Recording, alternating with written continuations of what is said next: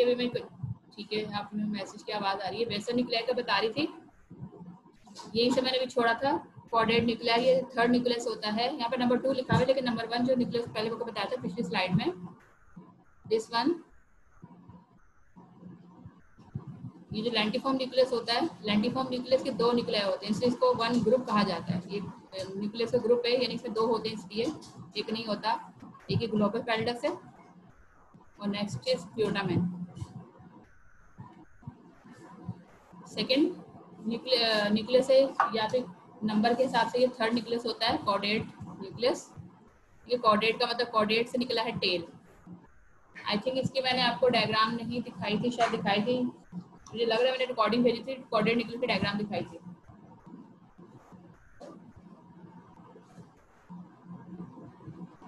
Anyone remember?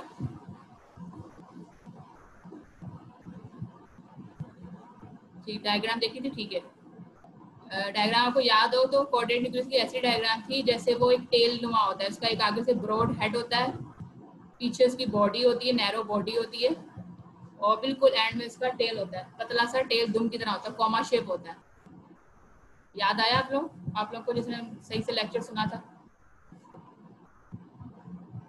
ठीक है, कुछ बच्चों ने मैसेज किया यस मिस, ठीक है ठीक है, याद आ गया, ठीक है, मुझे समझ आ गया, आप लोगों को शेप याद है। आगे लिखा हुआ भी है, which has a large head connected to a smaller tail by long comma shape body, इसका ऐसा स्ट्रक्चर होता है, ठीक है। अच्छा, अब आगे पॉइंट है लेंटिफॉर्म और कॉर्डेट न्यूक्लियस। जो पिछला वाला न्यूक्लियस है लेंटिफॉर्म, जिसमें 2 न्यूक्लियस होते हैं, प्यूटामेन और ग्लोबस पैरेडक्स, और कॉर्डेट न्यूक्लियस, इनको मिला के हम कॉर्पस ट्राइएटम कहते हैं। यानी सिर्फ 2 न्यूक्लियस जो पहले आपने देखे, ग्लोबस पैरेडक्स और प्यूटामेन को मिला के हम क्या कहते हैं, लेंटिफॉर्म कहते हैं। और बाकी तमाम न्यूक्लियस को जो बेसल न्यूक्लियस मौजूद हैं, ये तीनों कॉर्डेट, प्यूटामेन एंड ग्लोबस पैरेडक्स, इनको मिला के कॉर्पस ट्राइएटम कहते हैं, ठीक है। ये जो कुछ एनाटॉमिकल वर्ड्स है यहाँ पे, मुश्किल टर्म्स है, इनको आपको अच्छी तरह समझना है। ये समझ आ गया तो आपको तकरीबन समझ टॉपिक कंप्लीट हो गया, आपको ये टर्म समझ आ गई, जैसे लेंटिफॉर्म क्या है, कॉर्डेट न्यूक्लियर क्या है, ये कॉर्पस ट्राइएटम क्या होता है, आगे भी 1-2 टर्म्स आएंगी, ठीक है। जैसे आगे आएगी ये लिखा हुआ इंटरनल कैप्सूल क्या है, या आप लोग को टर्म समझ लेंगे तो आपको कोई मुश्किल पेश नहीं आएगी, पूरा टॉपिक आपको आसानी से याद भी हो जाएगा, समझ भी आ जाएगा। आगे के नेक्स्ट टॉपिक भी मजीद जो होंगे उनमें भी कुछ टर्म्स ये यूज होती हैं, तो आपको आगे नेक्स्ट टाइम के लिए भी समझ आ जाएगा, ठीक है। कॉर्पस स्ट्राइटम का मतलब कॉर्पस मीन बॉडी है, स्ट्राइटम मीन स्ट्राइएशंस, यानी ये जो कॉर्पस स्ट्राइटम निकला होता है, इसकी अपीयरेंस ऐसी होती है जैसे आपको पता है कि हम कहते हैं, हिस्टोलॉजी में पढ़ते हैं, स्ट्राइटेड मसल्स होती हैं। स्ट्राइटेड मसल्स कौन सी होती हैं? जैसे स्केलेटल मसल है, कार्डियक मसल है, इनकी अपीयरेंस होती है जो नजर आती है माइक्रोस्कोप में भी, नेकेड आई से भी, स्ट्राइएशंस टाइप की होती है। क्या होती है स्ट्राइटेड मसल, या स्ट्राइएशंस अपीयरेंस किसे कहते हैं? स्ट्राइएशंस अपीयरेंस,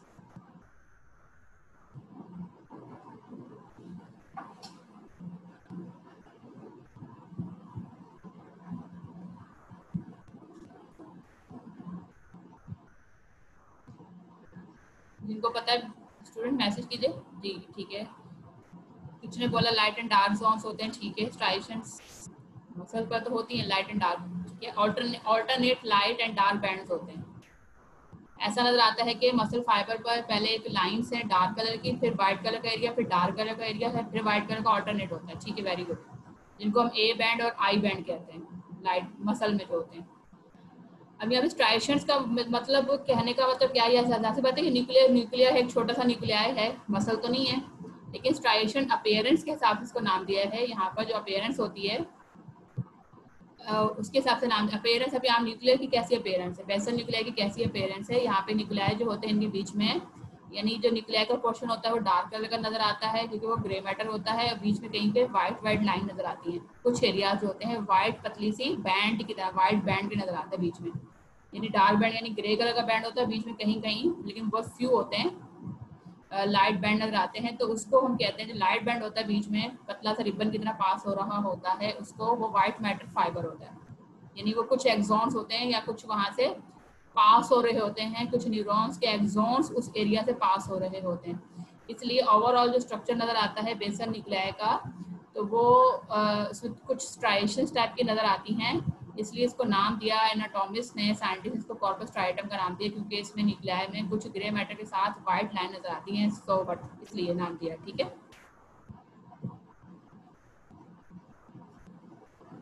ठीक है। और जो वाइट मैटर फाइबर आगे लिखा हुआ है, the term corpus striatum refers to striated यानी strip appearance of the internal capsule as it passes among the basal nuclei. जैसे मैंने अभी पॉइंट बताया कि बेसल न्यूक्लियाई में कुछ एरिया में वाइट मैटर फाइबर पास हो रहे होते हैं, तो इस वजह से इसकी अपीयरेंस जो होती है स्ट्राइटेड टाइप की नजर आ रही होती है। और वो वाइट मैटर फाइबर जो होता है उसको इंटरनल कैप्सूल कहते हैं, जो यहाँ से पास हो रहा होता है। यही इंटरनल कैप्सूल का पोर्शन आप नेक्स्ट क्लास में कल इंशाल्लाह बताऊंगी थैलेमस के बारे में, तो वहाँ भी आएगा इंटरनल कैप्सूल। ठीक है, वहाँ मैं दोबारा इसकी डिटेल नहीं बताऊंगी, मैं बता दिया। इंटरनल कैप्सूल क्या है? It is a thick band of white matter, यानी एक्सॉन्स का एक थिक एक्सॉन्स का बैंड है। जो इसकी लोकेशन क्या है? Lateral to the thalamus, thalamus के लेटरल साइड पे होता है। ठीक है, आगे इसके बारे में इंटरनल कैप्सूल क्या करता है, मजीद इसका पॉइंट है। Internal capsule separating the caudate and thalamus from the putamen and globus pallidus, यानी क्या है कि यहाँ पर देखें आप,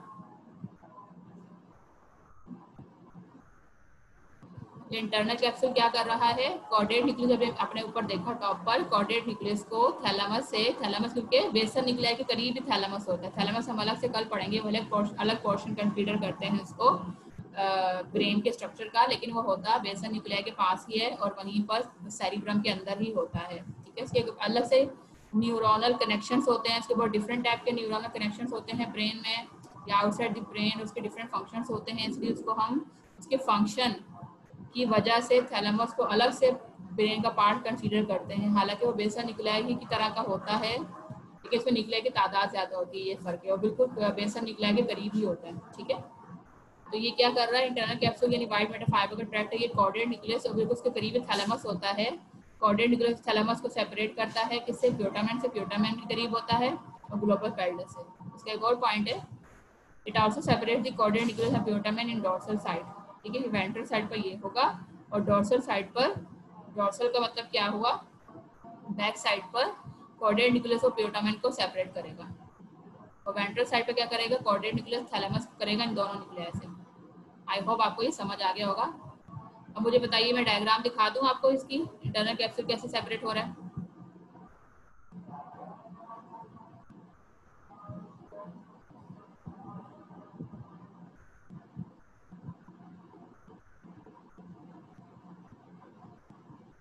ठीक है, मैं डायग्राम आपको दिखाती हूँ, बुक ओपन करती हूँ।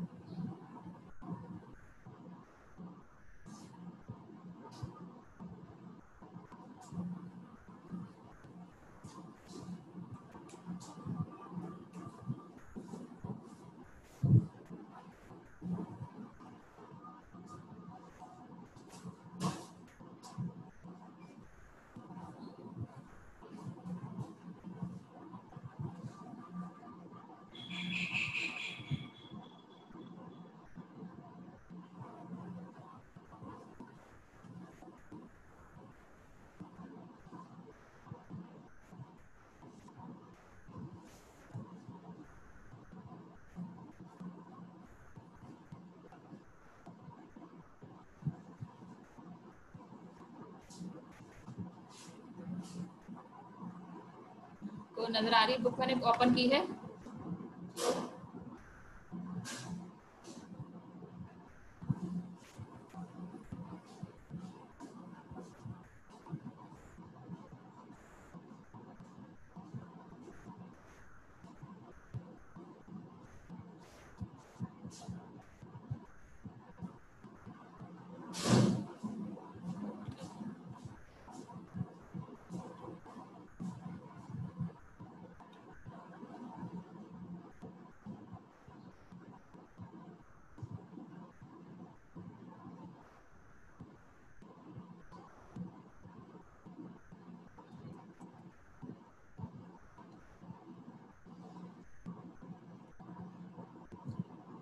ये था आपका, अगर किसी को याद नहीं है तो देख लें, सामने आ गया तो मैं बता रही हूँ इसलिए।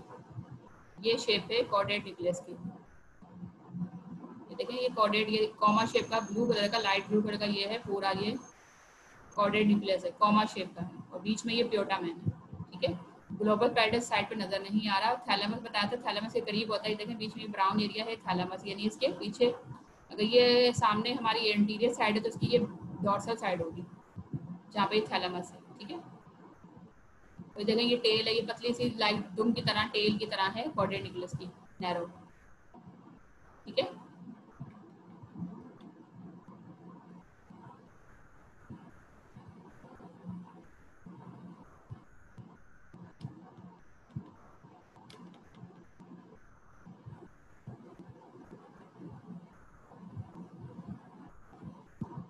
एक और ये एंटीरियर व्यू है, फ्रंटल सेक्शन, फ्रंटल यानी क्रॉस सेक्शन है सेरिब्रम का, और एंटीरियर व्यू है जिसमें दोनों हेमिस्फीयर आपको नजर आ रहे हैं, cerebral hemisphere, right cerebral hemisphere, left cerebral hemisphere.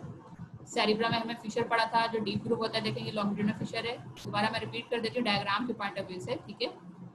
अच्छा, कॉर्पस कैलोसम आपने पढ़ा, ये कॉर्पस कैलोसम का बैंड है जो राइट हेमिस्फीयर से लेफ्ट हेमिस्फीयर वाले एरिया को अटैच करता है, कॉर्पस कैलोसम है, यानी व्हाइट मैटर ट्रैक्ट है, ठीक है। ये लेटरल वेंट्रिकल आपने पढ़े हैं सारे, जो वेंट्रिकल्स होते हैं, 4 वेंट्रिकल्स होते हैं ब्रेन के, ठीक है। हम पढ़ रहे हैं बेसन निकला है, ये बेसन निकला है, ये दूसरे एंगल से नजर आ रहा है आपको, ये कॉर्डेट न्यूक्लियस है, ये आपको नजर आ रहा है। देखिए कॉर्डेट न्यूक्लियस कहाँ है, लेटरल वेंट्रिकल के थोड़ा सा साइड पर है कॉर्डेट न्यूक्लियस, जो बेसन न्यूक्लियाई का न्यूक्लियाई है। और जो बाकी दो न्यूक्लियाई हैं बेसन न्यूक्लियाई के, प्योटामेन एंड ग्लोबस पैलिडस, ये देखें ये प्योटामेन नजर आ रहा है, प्योटामेन थोड़ा सा यहाँ बड़ा है, और ग्लोबस पैलिडस, ये दो ग्लोबस पैलिडस के न्यूक्लियाई हैं, ये राइट हेमिस्फीयर में अलग हैं और लेफ्ट हेमिस्फीयर में वही पोजीशन वैसे ही हैं, सेम टू सेम, ठीक है। अच्छा, ये बीच में एक स्लिट लाइक स्ट्रक्चर नजर आ रहा है, ये थर्ड वेंट्रिकल है,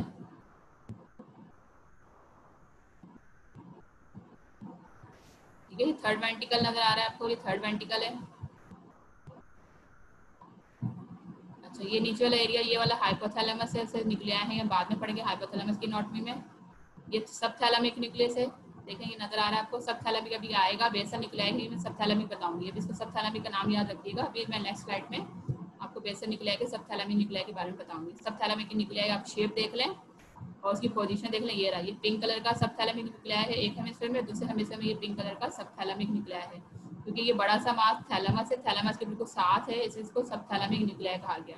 ये बड़ा सा आपको बिल्कुल ब्राउन कलर का, डार्क ब्राउन कलर का नजर आ रहा है, ये थैलेमस है, ठीक है। क्योंकि मैं अभी बताया आपको थैलेमस भी ग्रे मैटर मास होता है, बेसन न्यूक्लियाई भी ग्रे मैटर मास है, इसलिए साइड बाय साइड एक दूसरे के करीब होते हैं। अभी आपको जो मैंने पॉइंट दिखाना था, डायग्राम में दिखाना था, इट इज इंटरनल कैप्सूल, ये आपको नजर आ रहा है इंटरनल कैप्सूल। इंटरनल कैप्सूल क्या है, व्हाइट मैटर फाइबर बैंड होता है, जो बताया था आपने डिस्क्रिप्शन में देखा था वहां पर स्लाइड में, जो क्या कहाँ है, कॉर्डेट न्यूक्लियाई और प्योटामेन के बीच में से पास हो रहा है, ये देखें ये इंटरनल कैप्सूल पास हो रहा है कॉर्डेट और प्योटामेन से, ठीक है, पास होता है एक साइड से, और दूसरी साइड डॉर्सल साइड पे कहाँ से पास होता है, कॉर्डेट न्यूक्लियाई, और कहाँ था डॉर्सल साइड पे, ठीक है, कॉर्डेट न्यूक्लियाई और प्योटामेन से पास हो रहा है डॉर्सल साइड पर, और एंटीरियर साइड पर कॉर्डेट न्यूक्लियाई और थैलेमस के बीच में से पास हो रहा है, ठीक है। अब इसके डायग्राम के एंगल अलग नजर आ रहे हैं, लेकिन आपको इंटरनल कैप्सूल दिखा रही हूँ, ये पास हो रहा है इंटरनल कैप्सूल। इसकी मजीद ये सिर्फ ये वाला एरिया स्पेसिफिकली अगर डिटेल डायग्राम हम देखें तो आपको बिल्कुल इसके एंगल समझ आ जाएंगे, इंटरनल कैप्सूल कहाँ से कहाँ जा रहा है, ठीक है।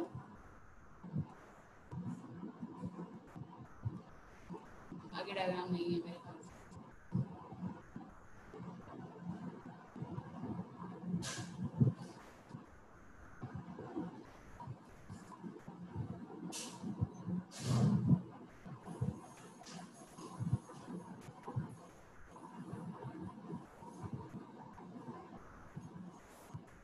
ठीक है, मैंने आपको बता दिया इंटरनल कैप्सूल के बारे में, ठीक है।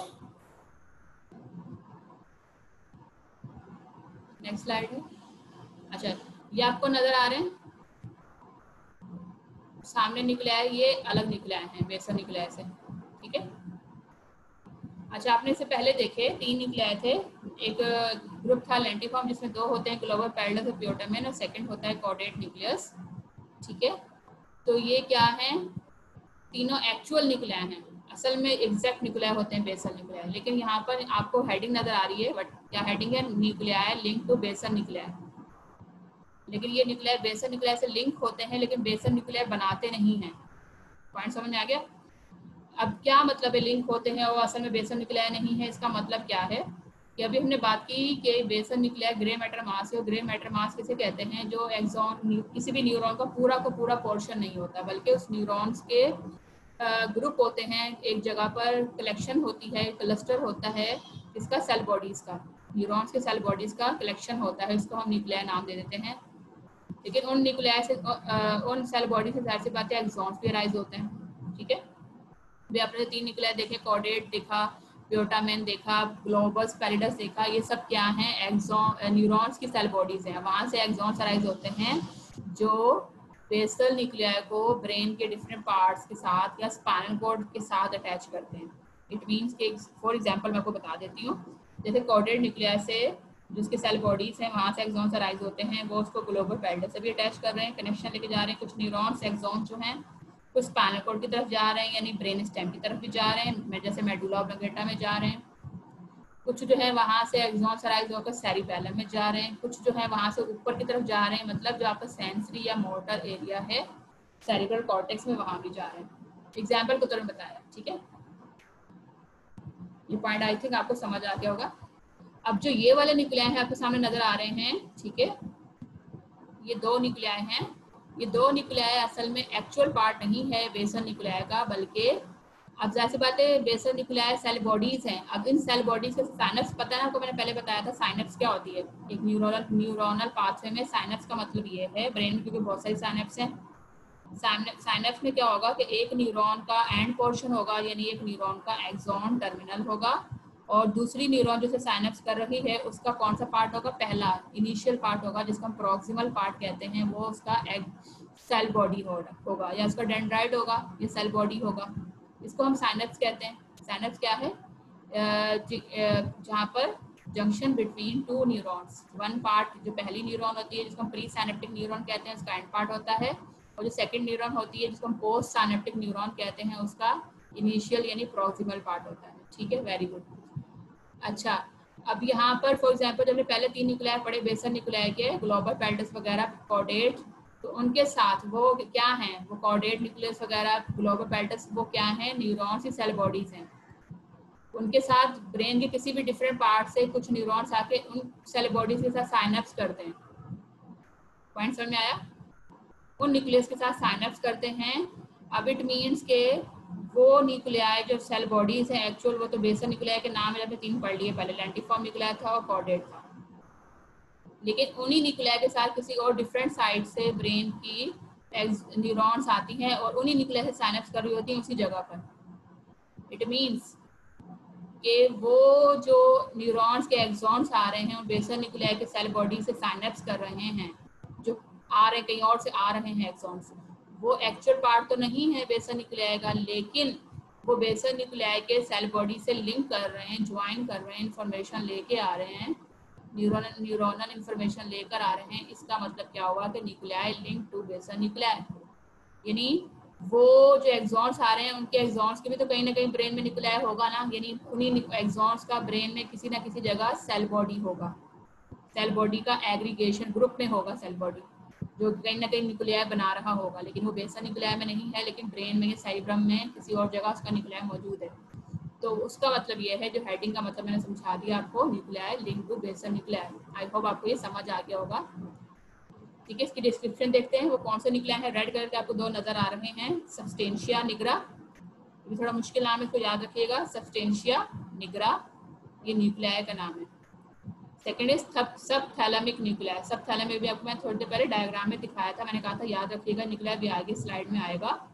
सबथैलेमिक न्यूक्लियाई, ये थैलेमस के पास होता है न्यूक्लियाई। ठीक है, ये थैलेमस का एक पार्ट समझ लें, सबथैलेमिक न्यूक्लियाई। ये दोनों न्यूक्लियाई जो हैं ये एक्चुअली बेसल न्यूक्लियाई नहीं है, बल्कि इन न्यूक्लियाई के जो एक्सॉन्स होते हैं बेसल न्यूक्लियाई में कहीं किसी इसके न्यूक्लियाई पर साइनअप्स कर रहे होते हैं। इसको पढ़ लीजिए, nearby structures that are functionally linked to the basal nuclei are substantia nigra. Substantia nigra कहाँ होता है इसका न्यूक्लियाई? एक्सॉन तो इसका आगे एंड हो रहा है बेसल न्यूक्लियाई में, लेकिन इसका सेल बॉडी यानी न्यूक्लियाई कहाँ है, मिड ब्रेन में। ठीक है, मिड ब्रेन आपको पता है सेरिब्रम से बाहर मिड ब्रेन होता है। और दूसरा है सबथैलेमिक न्यूक्लियाई, ये कहाँ होता है, डायसेफेलॉन में। डायसेफेलॉन के कौन से पोर्शन में, थैलेमस में। ठीक है, थैलेमस में। अच्छा, axon from substantia nigra terminate in caudate nucleus and putamen. अब देखें सबस्टेंशिया निग्रा का सेल बॉडी यानी न्यूक्लियाई मिड ब्रेन में है, वहां से एक्सॉन्स इसके अराइज होते हैं और वो कहाँ टर्मिनेट कर रहे हैं, किसी से साइनेप्स कर रहे होते हैं बेसल न्यूक्लियाई में, कॉर्डेड न्यूक्लियस और प्यूटामेन के साथ साइनेप्स कर रहे होते हैं। ठीक है, और जो दूसरा न्यूक्लियाई है सबथैलेमिक न्यूक्लियाई, ये किसके साथ करता है, they interconnect with the globus पैटर्न। तीसरा न्यूक्लियाई बच गया बेसल न्यूक्लियाई का, सबथैलेमिक न्यूक्लियाई उस तीसरे न्यूक्लियाई के साथ जिसका नाम है ग्लोबल पैटर्न के साथ साइनेप्स कर रहा है। ठीक है, आपको आई होप आपको समझ आ गया। नेक्स्ट करते हैं।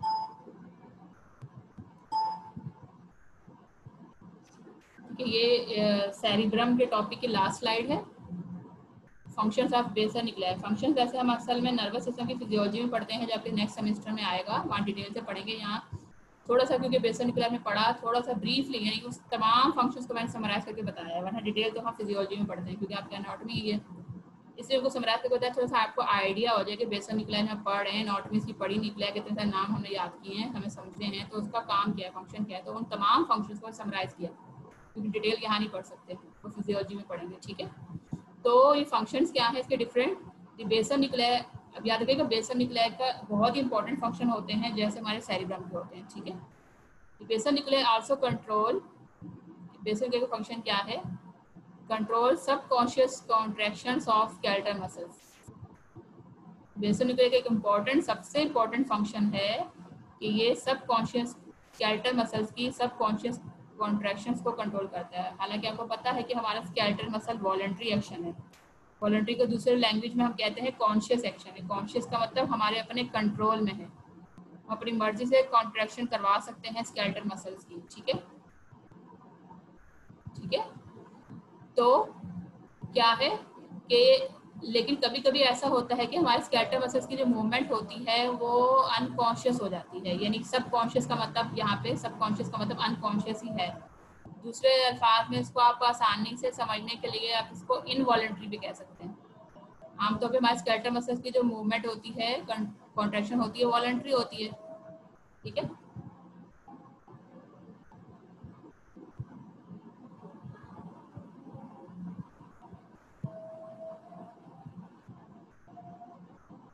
अच्छा 1 मिनट टाइम खत्म होने वाला है, तो आप नेक्स्ट क्लास के रिकनेक्ट हो जाएगा। नेक्स्ट क्लास में जस्ट क्वेश्चन आंसर मैं पूछूंगी, आपने क्वेश्चन आंसर पूछना है वो पूछ लीजिएगा 15 मिनट के लिए, नेक्स्ट क्लास के लिए।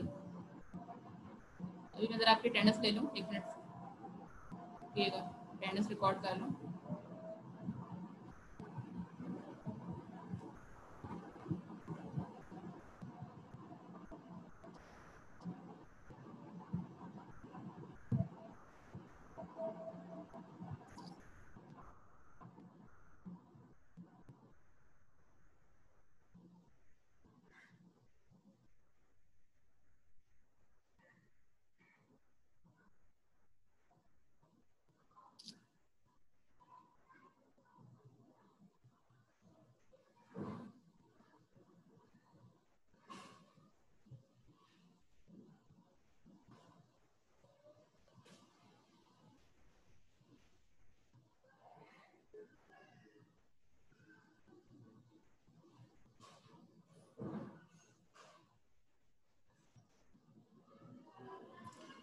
ठीक है, मैंने आपकी अटेंडेंस रिकॉर्ड कर लिया। आई होप आपको आवाज़ आ रही होगी मेरी।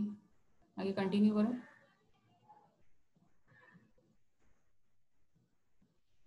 ये पूछ रही है नेहा के nuclear link to basal nuclear. Basal nuclear असल में क्या है, ग्रे मैटर मास है जिसमें न्यूरॉन का सिर्फ और सिर्फ सेल बॉडी पोर्शन होता है, वहां से एक्सॉन स्ट्रैंड होकर कहीं ना कहीं ब्रेन के किसी पार्ट में जाकर साइनेप्स कर रही होती है। लेकिन इन्हीं जो हमने एक्चुअल कहा था बेसल न्यूक्लियर के न्यूक्लियर होते हैं, जिसका नाम बताया हमने, कॉर्डेट होता है, प्यूटामेन होता है, ग्लोबल पैडस होता है, सेल बॉडी है ना, इनके साथ इन पर भी तो कहीं ना कहीं ब्रेन से डिफरेंट साइड से एक्सॉन्स आ रहे होते हैं और उनके साथ साइनेप्स कर रहे होते हैं।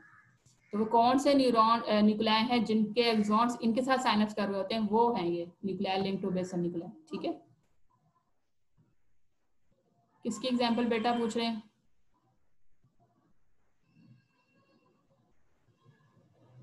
किसके एग्जाम्पल पूछ रहे हैं?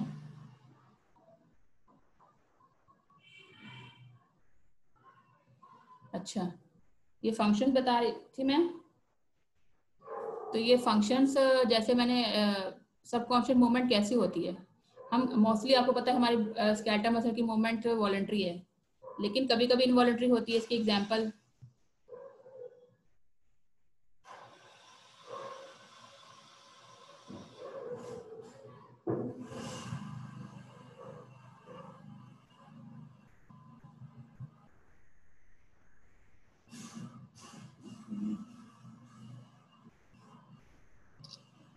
ठीक है बेटा, अलीशा आपकी अटेंडेंस मार्क कर दी।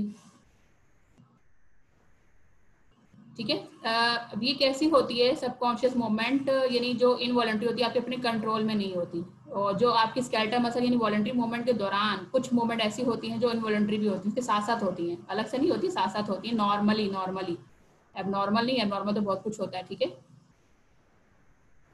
तो वो जो वॉलंटरी के साथ इनवॉलंटरी मूवमेंट होती हैं जो आपके अपने कंट्रोल में नहीं होती, उनको बेसल न्यूक्लियर कंट्रोल करता है। किसी का अगर for example basal nuclear damage होगा तो उनकी उस तरह की इनवॉलंटरी मूवमेंट नहीं होंगी। ठीक है, लेकिन इनवॉलंटरी मूवमेंट वो जरूरी होती है। ठीक है, अच्छा, फॉर एग्जाम्पल आगे इसी की एग्जाम्पल आगे आपको नजर आ रही है, जब भी आप चैटिंग में मैसेज करके एग्जाम्पल पूछ रहे हैं तो आगे लिखा हुआ है।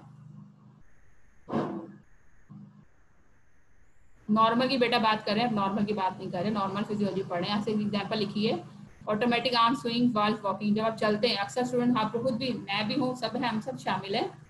ठीक है, आप जब वॉक करते हैं या रनिंग करते हैं, फॉर एग्जाम्पल वॉक करते हैं, तेज से चलते हैं या हल्का चलें या तेज वॉक करें, तो आपको अभी तक समझ में नहीं आया होगा, लेकिन अब आप अब जब चलेंगे, वॉक करेंगे, अब आपसे आज से आप नोट करना शुरू करेंगे। ठीक है, पहले आपको नहीं कभी नोट नहीं किया होगा। वो क्या है, जब आप वॉक करते हैं तो वॉक तो आपकी वॉलंटरी एक्शन क्या है, आपको पता है वॉक करना टांगों से चलना है। ठीक है, वॉलंटरी टांगों की जो मूवमेंट होगी, आपकी लेग्स की मूवमेंट होगी, वो वॉलंटरी है, लेकिन उस दौरान आपके किसी किसी कुछ लोगों के, कुछ पर्सन के जो बाजू होते हैं वो स्विंग कर रहे होते हैं, हिल रहे होते हैं, हिलाते हैं।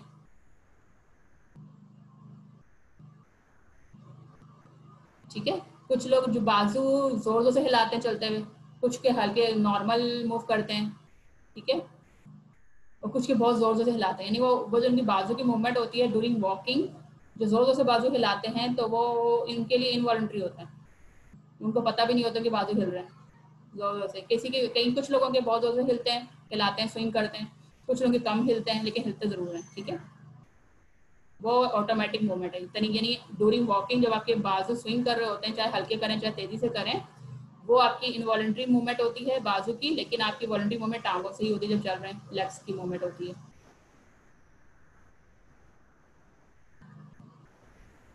किसने बोला माहिया खुद हिलाते हैं? बेटा वो खुद नहीं हिलाते, ड्यूरिंग वॉकिंग की बात हो रही है, वॉकिंग के दौरान। बाकी एक्टिविटीज में तो आप खुद हिलाते हैं, बाजू कुछ चीज उठानी है, पिक करनी है, पकड़ना है, वो तो वॉलंटरी होता है ना, लेकिन वॉकिंग के दौरान क्या होता है, आपके हैंड की मूवमेंट आप इनवॉलंटरी होती है, स्विंग जो होता है।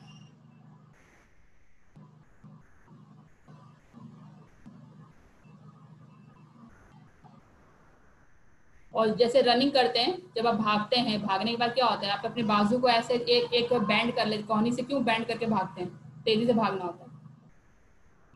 तो जबकि बाजू की मूवमेंट होती है, जब बैंड कर लेते हैं ड्यूरिंग वॉकिंग, वो आपका इनवॉलंटरी होता है। ठीक है, लेकिन आपकी जो टांगों की मूवमेंट होती है वो भागने के दौरान वॉलंटरी होती है, लेकिन आप बाजू को एक अलग एंगल से मूव कर रहे होते हैं, भागने के दौरान थोड़े बेंड कर रहे होते हैं, वो आपका इनवॉलंटरी होता है। लेकिन आपको अब कुछ लोग समझ होंगे वो वॉलंटरी होता है, वो वॉलंटरी नहीं होता बेटा, वो इनवॉलंटरी होता है। शिवरिंग इज ऑल्सो इनवॉलंटरी जी, सर्दियों में शिवरिंग जो होती है वो भी इनवॉलंटरी होता है। ठीक है, लॉट ऑफ एग्जाम्पल में से एक एग्जाम्पल है, शिवरिंग भी एग्जाम्पल है, और भी बहुत सारी कुछ एग्जाम्पल हो सकती है कॉमन।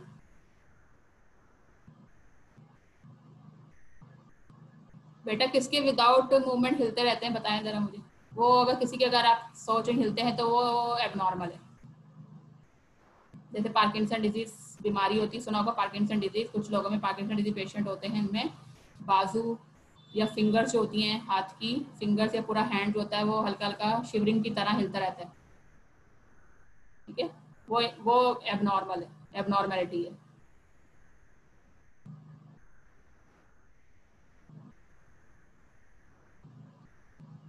ठीक ठीक है, अभी क्वेश्चन आंसर का बेटा बहुत सारे आप चैटिंग में क्वेश्चन कर रहे हैं, डिस्टर्ब कर रहे हैं, तो अभी आप मैं क्वेश्चन का टाइम दूंगी ना, अभी आप फ्री कीजिएगा, अभी 2-3 मिनट के बाद ये कंप्लीट कर रहा हूँ फंक्शन। टाइम वैसे 2 मिनट रहते खत्म होने वाला, रीज्वाइन हो जाएगा, फिर आप क्वेश्चन आंसर कर लीजिएगा। अब 2 मिनट में समझा दूँ। अच्छा, फंक्शन और इसके अलावा इन्वॉल्यूटरी फंक्शन के अलावा बेसल न्यूक्लियाई का क्या इंपॉर्टेंट फंक्शन है? They help initiate and terminate some cognitive processes. इसके अलावा इंपॉर्टेंट फंक्शन ये है कि बेसल न्यूक्लियाई, डिफरेंट न्यूक्लियाई जो होते हैं वो कुछ कॉग्निटिव प्रोसेसेस को इनिशिएट करते हैं या टर्मिनेट करते हैं। कॉग्निटिव प्रोसेसेस क्या होते हैं? कॉग्निटिव प्रोसेस की वाइड वैरायटी है, बहुत सारे एग्जांपल्स हैं कॉग्निटिव प्रोसेस के, इसके मैंने अगर मेंशन किए हैं। फॉर एग्जांपल आपको समझ आ जाएगी कॉग्निटिव प्रोसेस किसे कहते हैं। इसको कॉग्निटिव प्रोसेस भी कहते हैं, कॉग्निशन भी कहते हैं, यानी एंड में वी की जगह ION लगा दें तो कॉग्निशन भी कहते हैं। ठीक है, कॉग्निशन क्या हो सकता है? सच एज अटेंशन, आपकी जो टेंशन होती है, मेमोरी है, प्लानिंग है, ठीक है, एंड में act with the limbic system to regulate emotional behaviours. यानी कभी कभी बेसल न्यूक्लियाई का जो कॉग्निटिव प्रोसेस है वो उससे भी काम करता है, और वो लिम्बिक सिस्टम, आपने लिम्बिक सिस्टम सुना होगा, लिम्बिक सिस्टम के साथ ब्रेन ही का पार्ट है, मिलकर भी कुछ आपके इमोशनल बिहेवियर को भी कंट्रोल करता है, डिफरेंट इमोशनल बिहेवियर को कंट्रोल करता है बेसल न्यूक्लियाई। कॉग्निटिव फंक्शन में क्या है? टेंशन है, मेमोरी है, कुछ आपके प्लानिंग है, यानी आप फ्यूचर के लिए या प्रेजेंट के लिए क्या प्लान कर रहे हैं, सोच रहे होते हैं, इसमें आपका सारा वो आता है, बिहेवियर भी आता है, आपकी मेमोरी भी आती है, आपकी सारी थिंकिंग आती है, थिंकिंग भी है, अटेंशन, इंटेलिजेंस भी आ सकती है। थिंकिंग, आप सोचते कैसे हैं, किसको आपने कोई काम करने को प्लान कर रहे हैं, सोचना है ना वो सारा। ठीक है, कॉग्निटिव की बात करिए, कॉग्निटिव का मतलब बता रही हूँ ये। ठीक है, कॉग्निटिव की एक ब्रॉड डेफिनेशन है, बहुत वाइड डेफिनेशन है, बहुत फैली हुई डेफिनेशन है। इसका मतलब है कि हमारा बिहेवियर है वो, हमारी प्लानिंग है, हमारी मेमोरी आती है, आपकी टेंशन है, ठीक है, सब कुछ आता है।